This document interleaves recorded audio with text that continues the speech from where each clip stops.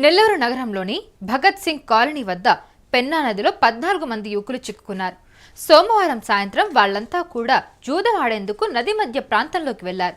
అయితే ఒక్కసారిగా వరద ప్రవాహం పెరగడంతో నదిలోనే చిక్కుకుపోయారు. అది గమనించిన స్థానిక టీడీపీ నాయకులు నెల్లూరు ఆర్డీఓ నవాబుపేట పోలీసులకు సమాచారం అయితే అందించారు. అయితే అప్రమత్తమైన అధికారులు ఘటనా స్థలానికి చేరుకొని నదిలో చిక్కుకుపోయిన వారిని సురక్షితంగా బయటకు తీసుకొచ్చారు. అయితే సహాయక చర్యలు కూడా చేపట్టారు. ఈ ఘటన వివరాలను మంత్రి నారాయణ అడిగి మరీ తెలుసుకున్నారు.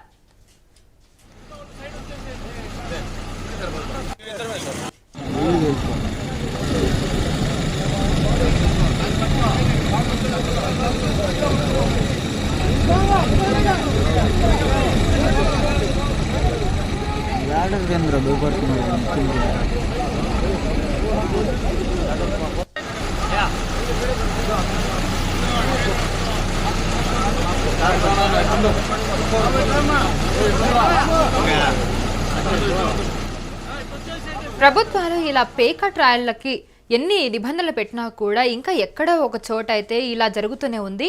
సో ఎక్కడో ఒక చోట అంటే ఊరికి చివరిలో వెళ్ళి ఇలాగా పేకాట ఆడుతూనే ఉన్నారు.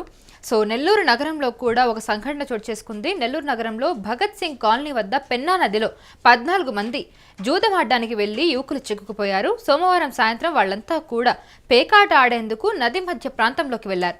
అయితే ఒక్కసారిగా వర్షాలు కురుస్తూ ఉన్న ఈ మధ్యకాలంలో ఆ నేపథ్యంలోనే వరద ప్రవాహం భారీగా పెరిగింది. ఈ వరద ప్రవాహం పెరగడంతో నదిలో చిక్కుకుపోయారు ఆ 14 మంది కూడా.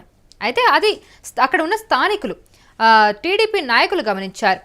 అయితే వాళ్ళు గమనించి అక్కడ నెల్లూరు ఆర్డీఓ నవాబ్పేట పోలీసులకు సమాచారం అందించారు. సో ఆ సమాచారంతో అక్కడ అధికారులు కూడా అప్రమత్తమై ఘటనా స్థలానికి చేరుకున్నారు. అయితే నదిలో ఎవరైతే చిక్కుకున్నారో 14 మంది యువకులు వారిని సురక్షిత ప్రాంతానికి తరలించి వాళ్ళని బయటికి తీసుకొచ్చి సహాయక చర్యలు అయితే చేపట్టారు. అయితే ఈ ఘటన వివరాలను మంత్రి నారాయణ అధికారులను అడిగి మరీ తెలుసుకున్నారు. సో మనం చూస్తున్న ప్రభుత్వాలు కూడా అధికారులు కూడా ఎప్పటికప్పుడు ఈ పేకాట రాయలను ఎక్కట్టడానికి ప్రయత్నాలు చేస్తూనే ఉన్నారు. బట్ అయినప్పటికీ కూడా వాళ్ళ ఆగడాలైతే ఆగడం లేదు. బట్ ఈ సందర్భంలోనే వాళ్ళు పేకాట ఆడడానికి నది దగ్గరికి వెళ్లడంతో ఒక్కసారిగా వరద ప్రవాహం పెరగడంతో అక్కడ వాళ్ళు నదిలో చిక్కుకుపోయారు. ఇప్పుడు సహాయక చర్యలు అందించడంతో వాళ్ళు సురక్షిత ప్రాంతానికి అయితే చేరుకున్నారు.